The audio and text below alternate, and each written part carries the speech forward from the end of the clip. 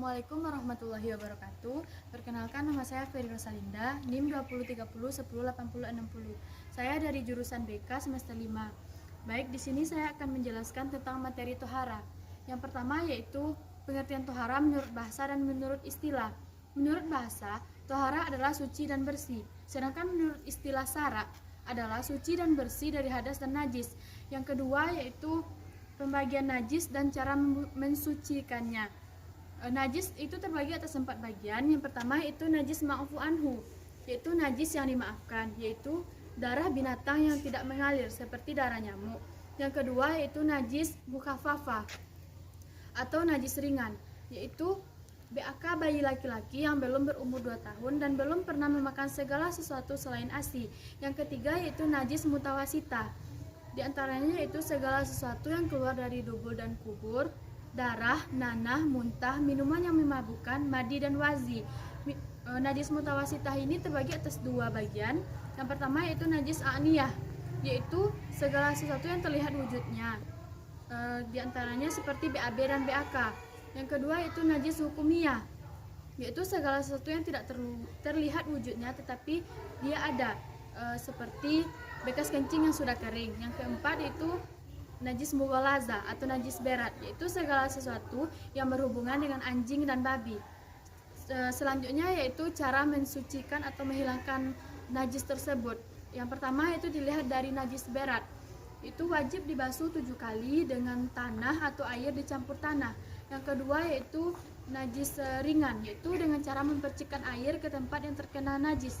Yang ketiga yaitu najis sedang, itu dengan cara menghilangkan zat, rasa, warna, dan baunya. Selanjutnya yaitu pembagian hadas dan cara mensucikannya. Yang pertama itu hadas kecil. Hadas kecil adalah kondisi seseorang setelah melakukan sesuatu yang membatalkan wudhu. Di antaranya yaitu keluarnya sesuatu dari kubur dan dubur. Yang kedua yaitu hilang akal atau kesadaran karena gila. Yang ketiga yaitu bersentuhan kulit laki-laki dan perempuan yang bukan mahramnya tanpa batas. Yang keempat tidur nyenyak. Yang kelima tersentuhnya kemaluan dubur atau kubur oleh telapak tangan. Yang kedua yaitu hadas besar. Hadas besar adalah kondisi seseorang setelah melakukan sesuatu yang mewajibkan untuk mandi. Di antaranya yaitu pergaulan suami istri, keluarnya sperma atau inzal, baik karena berhayal atau karena mimpi, haid, nifas, melahirkan, mati yang bukan mati syahid. Sementara cara mensucikan atau menghilangkan hadas ini, jika dilihat dari hadas kecil, cara mensucikannya yaitu dengan cara berwudu, tayamum bila air tidak ada atau dilarang memakai air. Yang kedua hadas besar, cara mensucikannya yaitu dengan cara mandi besar atau mandi wajib, tayamum bila tidak ada air atau dilarang memakai air. Materi yang selanjutnya yaitu alat yang digunakan untuk tohara, terbagi atas 2 bagian. Yang pertama itu air. Air terbagi atas 7 macam. Yang pertama itu air hujan, air sumur atau air mata air, air laut, air telaga, air salju, air embun, dan air sungai. Selanjutnya itu benda-benda lain, diantaranya yaitu tanah atau debu yang suci, batu, daun-daunan, kain, tisu, dan kertas. Oke, selanjutnya yaitu tentang materi istinja. Dilihat dari pengertian, istinja adalah membersihkan bekas kotoran yang terdapat pada kubur dan dubur, yaitu BAB dan BAK. Sementara alat yang digunakan untuk istinja yaitu batu, air, dan benda lain yang dilakukan sebelum kotoran itu kering. Adab dan kode etik buang air. Ya, di antaranya yaitu jangan di tempat yang terbuka, dahulukan kaki kiri saat masuk toilet seraya membaca doa, jangan di tempat yang mengganggu orang lain, jangan bercakap-cakap. Kalau di tempat yang terbuka, jangan menghadap kiblat.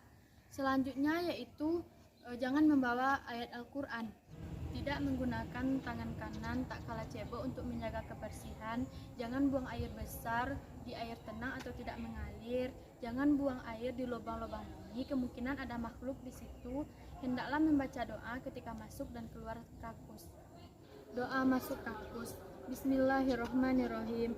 Allahumma inni a'udzubika minal khubusi wal khaba'is, atau a'udzubillahi minasyaitonirrajim. Sesudah istinja, Bismillahirrahmanirrahim. Allahumma tahhir qalbi minan nifaqi wa hasin farji minal fawahisi. Selanjutnya yaitu doa keluar kamar khusus. Bismillahirrahmanirrahim. Ghufranaka alhamdulillahillazi azhaba anil azza wa afani. Selanjutnya yaitu tentang materi mandi. Jika dilihat dari pengertian, mandi adalah meratakan air ke seluruh badan dengan niat bersih dari hadas besar. Alasannya terdapat dalam Quran surah Al-Maidah ayat 6 yang artinya, jika kamu junub maka mandilah. Selanjutnya yaitu faktor yang menyebabkan mandi. Di antaranya yaitu berhubungan intim, keluarnya mani, haid, mimpi basah, mu'alaf, dan jenazah. Selanjutnya yaitu rukun dan syarat mandi. Rukun mandi terbagi atas 3 bagian. Yang pertama yaitu niat untuk menghilangkan hadas besar, di mana niatnya yaitu nawaitul huslah li rafi'il hadasil akbari fardhu lillahi ta'ala. Yang kedua, menyiram atau meratakan air ke seluruh badan. Yang ketiga yaitu menghilangkan kotoran yang dapat menghalangi sampainya air ke kulit. Itu niat mandi. Bismillahirrahmanirrahim. Nawaitul husla li rafi'il hadasil akbari fardhu lillahi ta'ala. Amin. Yang mewajibkan mandi itu yaitu untuk menghilangkan hadas besar dan hadas kecil. Selanjutnya yaitu doa sesudah mandi. Bismillahirrahmanirrahim. Asyhadu an la ilaha illallah wa asyhadu alla syarikalahu wa asyhadu anna Muhammadan abduhu wa rasuluh. Allahumma ja'alni minat tawabina wa ja'alni minal mutatahhirina. Materi selanjutnya yaitu tentang wudhu. Dilihat dari pengertian, wudhu menurut bahasa artinya bersih dan indah. Sedangkan menurut istilah syara, wudhu adalah membersihkan beberapa anggota wudhu dari hadas kecil, itu sesuai dengan ketentuan yang telah ditetapkan dalam syara. Rukun dan syarat wudhu.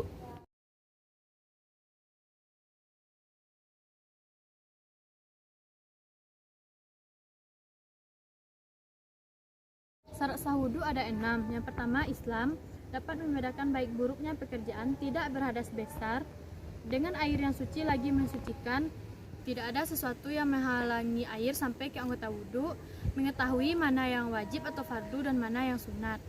Bismillahirrahmanirrahim. Nawaitu wudu'a li rafi'il hadasil aswari fardhu lillahi ta'ala, yang artinya, aku berniat wudhu untuk membersihkan hadas kecil fardu karena Allah. Faktor-faktor yang membatalkan wudhu ada 5. Yang pertama yaitu keluarnya sesuatu dari kubul dan dubur seperti BAB dan BAK, tidur nyenyak.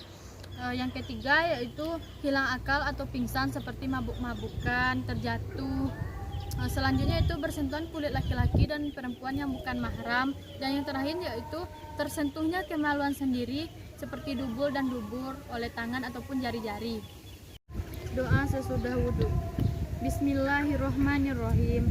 Asyhadu an la ilaha illallah wahdahu la syarikalah wa asyhadu anna Muhammadan abduhu wa rasuluh.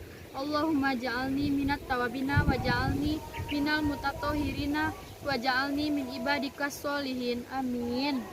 Oke, materi selanjutnya yaitu tentang tayamum. Dilihat dari pengertian, tayamum adalah mengusap muka dan kedua tangan dengan debu yang suci dengan ketentuan yang telah ditetapkan.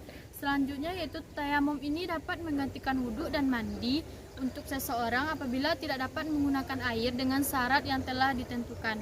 Selanjutnya yaitu rukun dan syarat tayamum. Yang pertama rukun tayamum. Yang pertama niat. Yang kedua yaitu mengusap muka dengan debu tanah minimal 1 kali. Yang kedua mengusap kedua tangan. Yang terakhir yaitu tertib, yaitu mendahulukan yang didahulukan. Itu syarat tayamum. Yang pertama, tidak menemukan air dan telah berusaha mencarinya tetapi tidak juga menemukannya. Yang kedua yaitu berhalangan dalam menggunakan air. Misalnya seseorang yang sedang sakit, apabila menggunakan air maka penyakitnya akan kambuh. Sudah masuk waktu sholat, jalanan jauh yang tidak menemukan air dengan debu yang suci. Niat tayamum. Bismillahirrahmanirrahim. Nawaitu tayamuma li istibahati isolahati fadan lillahi ta'ala. Artinya, aku bertayamum untuk dapat mengerjakan sholat fardu karena Allah Ta'ala.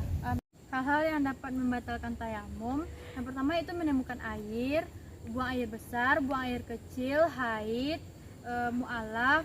Bismillahirrahmanirrahim. Asyhadu an la ilaha illallah wahdahu la syarikalah wa asyhadu anna Muhammadan abduhu wa rasuluh. Allahumma ja'alni minat tawabina wa ja'alni minal mutatahhirina wa ja'alni min ibadikas sholihin. Amin. Sekian materi yang dapat saya sampaikan. Terima kasih atas perhatian. Assalamualaikum warahmatullahi wabarakatuh.